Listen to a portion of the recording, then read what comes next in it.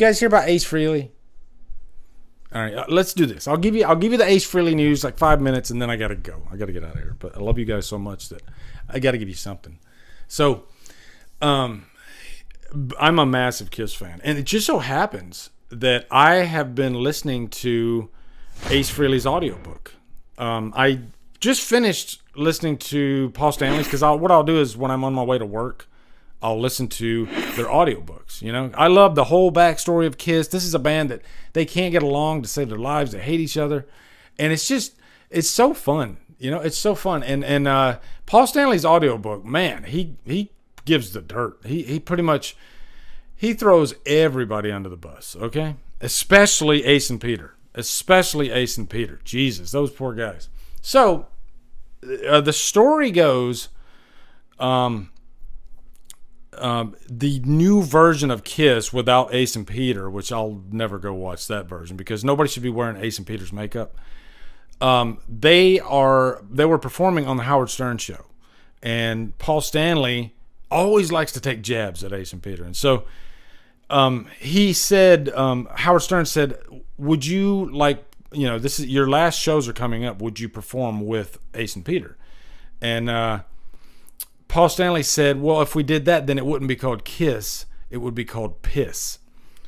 And I was like, damn. You know, these are the guys that pretty much are responsible for the success that you have right now, for the first 10 years of your career. If you didn't have Ace and Peter, I'm calling it like it is right now.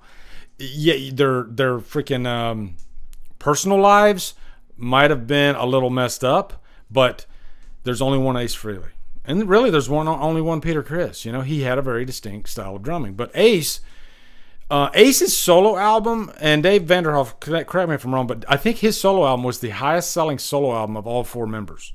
Okay? I honestly think Gene and Paul have always been a little jealous of Ace, because Ace look at him. He's so fucking cool looking. He's the guy. He said, and he said that he was the guy that could get chicks before he even was in Kiss. So that was never a big deal to him. And Gene Simmons acted like he'd never been with a woman in his life, and that's why he went freaking crazy. But Ace, I'm listening to his audiobook right now, and he is the coolest motherfucker I have ever heard. And he doesn't throw mud. There's a difference between telling the truth and just throwing mud, you know? And he doesn't throw mud at all. And he even states that. He says, I'm not that type of person. I don't, there's certain things that should be kept quiet. And by the way, he has a 120-page manuscript of a lot of bad stuff about, in his words, about Gene and Paul. So anyway, yeah.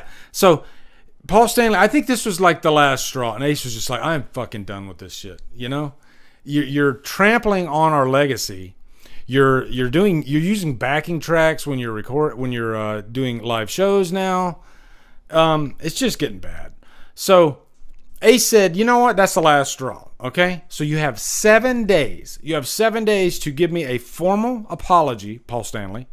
I think he even said Gene Simmons. I think maybe Gene and Paul, or maybe just Paul. Paul's the only one that said it. But yeah, Ace said, you have 7 days to give me a formal apology, or I am releasing a lot. And I mean a lot of shit on you, okay?